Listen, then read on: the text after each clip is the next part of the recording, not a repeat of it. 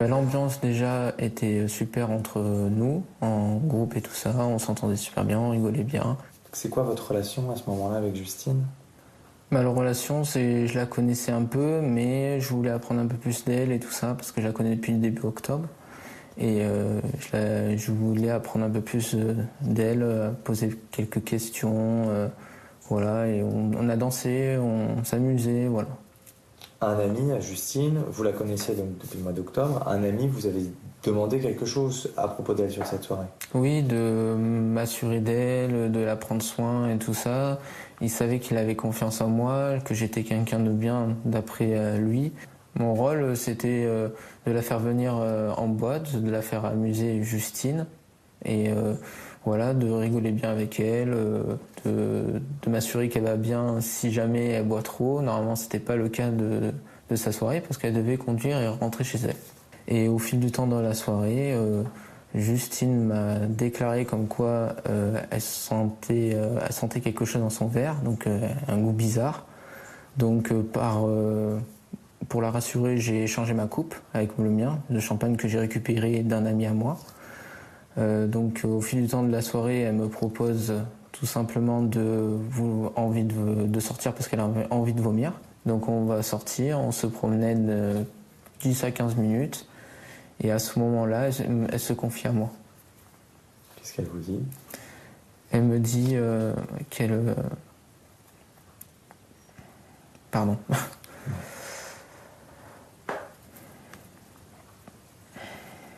Que j'étais quelqu'un de bien et que franchement, il n'y avait pas d'autres personnes comme toi parce qu'il y a d'autres personnes qui auraient pu abuser de moi et que c'est pas... Que franchement, elle me remercie d'être une personne comme ça, qu'il n'y en a pas beaucoup dans le monde. On vous sent très très ému là quand vous... Oui, parce que malheureusement, c'est arrivé après, 2 heures après, quoi. Donc c'est pas facile. C'est pas facile de... J'entends encore des fois qu'elle me dit que ça, mais voilà, j'essaie de garder la tête haute, quoi. Vous en voulez? Pas forcément, parce que je pouvais pas prévoir, mais après, j'ai essayé de faire le maximum, donner le plus d'informations possible à la gendarmerie, pour essayer de la retrouver le plus rapidement possible. Après, je sais pas si ça a été fait dans le soir, de ce qui s'est passé malheureusement. Mais voilà, quoi. Vous avez donc ce rôle de protecteur un petit peu dans cette soirée. Elle vous le dit d'ailleurs, puisque c'est ce qu'elle vous confie là. Et il y a un personnage qui vient parmi vous, c'est ce Lucas. Est-ce que vous pouvez nous raconter déjà le premier moment où vous le voyez? Je le vois du coup à l'entrée de la charrette, dehors où où les gens se prennent l'air et tout ça, et je vois qu'il se rapproche de nous et commence à discuter avec Justine. Donc au fil du temps, je vois qu'en fait ils se connaissent depuis un petit moment, donc je me suis pas posé plus de questions que ça. Donc on sort, et là on croise ce fameux Lucas à l'entrée dehors où ils se posent les gens pour discuter, pour respirer, tout ça. Lucas en question nous accompagne. Moi de base je voulais pas, donc je lui avais demandé que t'inquiète pas, je m'en occupe. Tu peux retourner aller en boîte. Il a commencé à avoir une intervention. Il m'a dit.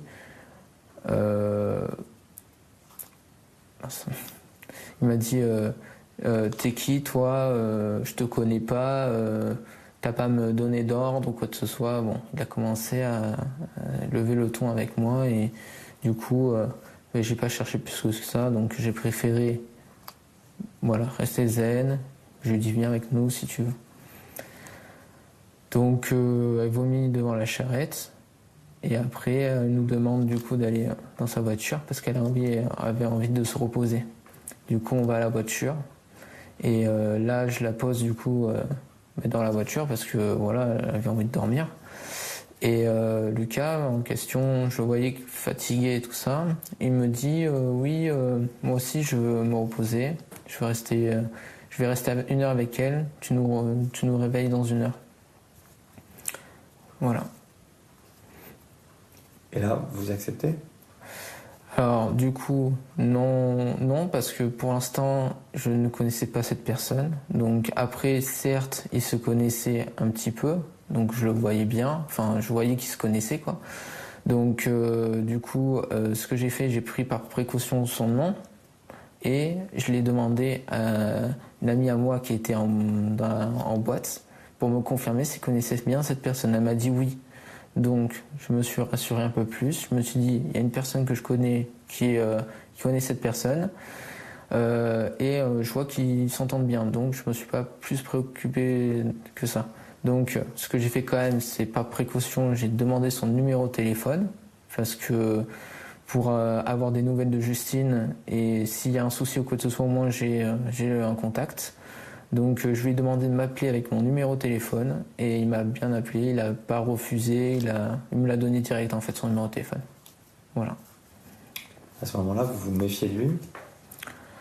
Je me suis pas méfié plus que ça parce que niveau tête et même niveau attitude et tout ça, il me paraissait correct et gentil. Et puis il y a des gens qui connaissaient, donc du coup je me suis dit bon, je vais le laisser, comme ça il ne sera pas tout seul dans la voiture. Donc vous lui faites confiance et vous les laissez? C'est ça, mais le truc c'est qu'elle avait envie de vomir à ce moment-là. Du coup, elle est sortie de la voiture, elle a vomi, et j'ai vu que Lucas a pris soin d'elle en disant que ne t'inquiète pas, c'est pas grave si tu vomis, tatata. Bon, je vois que ça a l'air une bonne personne. Ensuite... Il lui dit quelque chose aussi à propos de son verre? C'est ça, c'est que ensuite il y a Justine qui commence à faire une petite crise en fait, en disant oui, je sens qu'il y a quelque chose qu'on m'a mis dans mon verre et tout, je sais pas, franchement, là je vais me plaindre à la charrette et tout, ça se fait pas. Et du coup, Lucas rassure en disant que quand t'as vomi, ne t'inquiète pas, tu as dû éjecter toute cette merde, tu dois avoir plus rien sur toi et tout ça. Voilà. Et après, il m'a dit ne t'inquiète pas, Théo, laisse-moi gérer, reviens dans 1 heure et je prends soin d'elle. Et si j'ai un souci, je t'appelle. Donc après, je suis reparti de la voiture. Donc 30 à 40 minutes après, je commence à me poser des questions, à vraiment me dire mais je sens mal cette histoire et tout ça. Je reviens à la voiture et je vois qu'il n'y a plus personne, mais la voiture est toujours présente.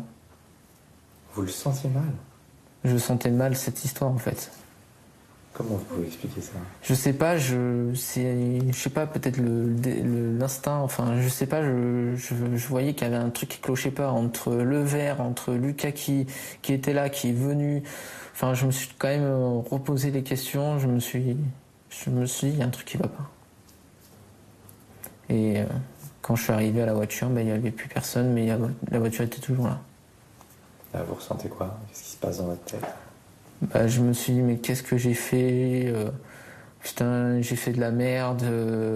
Je me suis mis en inquiétude. J'ai regardé un peu partout. Pendant que je regardais, je voyais que tout simplement, je la trouvais pas, quoi. Et du coup, j'ai envoyé un message à une amie à moi de venir rapidement parce que là, j'étais en panique totale. Et elle m'a dit, mais t'as appelé le gars en question? Tu as au moins son numéro, quoi que ce soit? Je lui ai fait, ah oui, c'est vrai que j'ai récupéré son numéro, je vais l'appeler. Du coup, je l'appelle et il me répond. Enfin, il me répond au deuxième appel. Et du coup, il me dit comme quoi qu'il avait laissé Justine dans sa voiture, mais que lui, il était reparti parce qu'il avait des choses à faire. Je lui dis, mais t'as déconné, tu laisses pas une personne comme ça mourir, tout ça, je t'ai fait confiance, maintenant tu me mets dans la merde et tout, franchement je m'inquiète et tout pour elle. Il me dit, mais écoute, moi je sais pas où aller, de toute façon là je suis en train de faire quelque chose, tu me déranges. Je lui dis, mais t'es en train de faire quoi? Il me dit, je suis en plein acte. Je lui dis, attends, tu m'appelles en plein acte? Et il me fait, oui. Je lui demandais en fait si il avait... pas Justine avec elle, qui est pas en train de l'abuser, parce que comme par hasard elle est pas là. Et en fait il me disait qu'apparemment elle n'était pas avec elle, que c'était pas une brune mais une blonde. Donc là, bon. Qu'est-ce que vous êtes en train d'imaginer à ce moment-là? Mais en fait j'étais en train de m'imaginer qu'en fait vu qu'il me disait qu'il était en plein acte, Et ben que en fait, voilà, il était en train de faire avec elle, et il m'a confirmé que c'était avec une blonde. Alors tout de suite, je sais pas s'il fallait que j'y croie ou pas, mais bon, après cette discussion, il m'a raccroché. Donc à ce moment-là, il vous donne quelle impression au téléphone? Une impression comme s'il parlait normal, qu'il était en train de rien faire ou quoi que ce soit. Enfin, pour moi, il était normal en fait. Il y avait même pas de, il y avait rien, il y avait même pas de bruit ni rien. C'est pour ça, ça m'a étonné parce que si c'était Justine, elle était consciente, elle aurait peut-être fait un cri pour dire qu'on est en train d'abuser d'elle. Je suppose que peut-être qu'elle était peut-être inconsciente à ce moment-là, ou elle était vraiment avec la personne, une blonde, qu'il était en train de me dire, quoi. À ce moment-là, vous ne devenez pas suspicieux? À ce moment-là, j'étais en train surtout de paniquer, de savoir où elle était. Je me posais pas plus de questions que ça.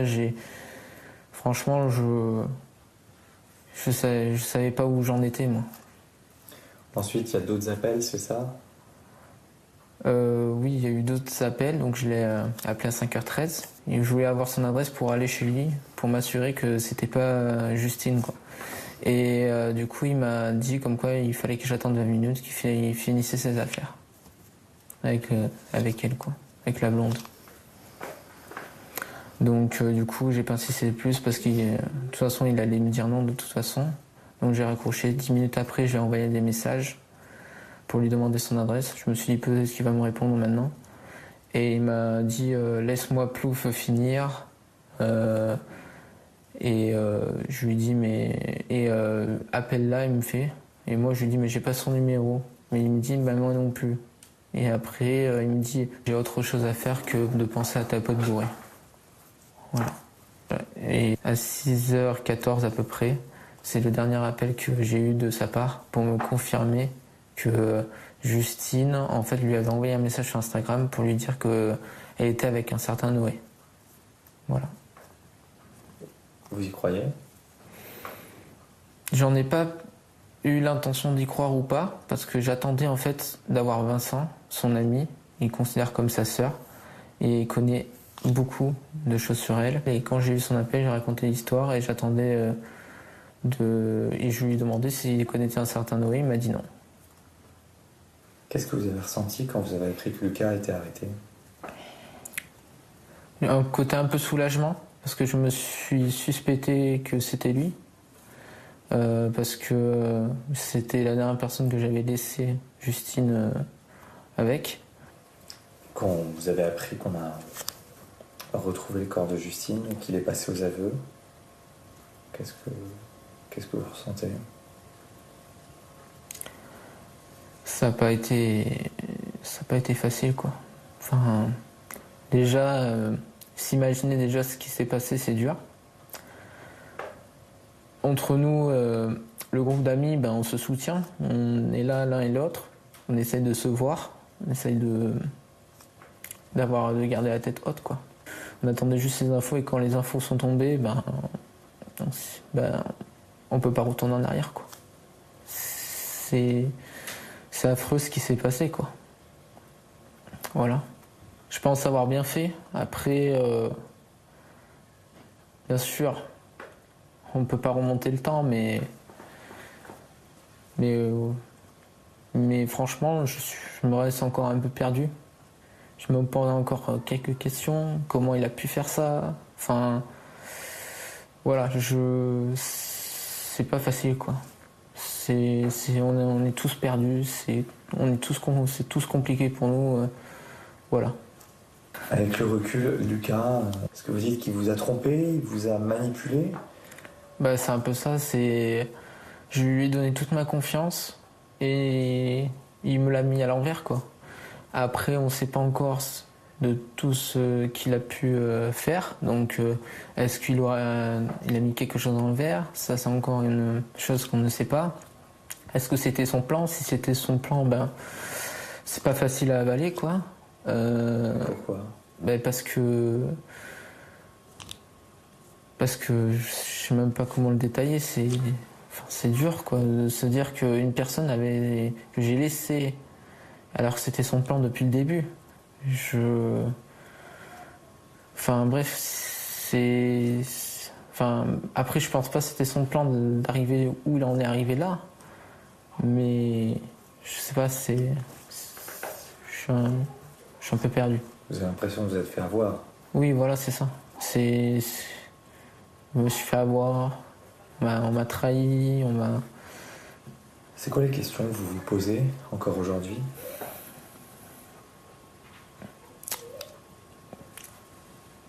Pourquoi avoir fait ce qu'il a fait? Enfin, pourquoi en arriver jusqu'à là?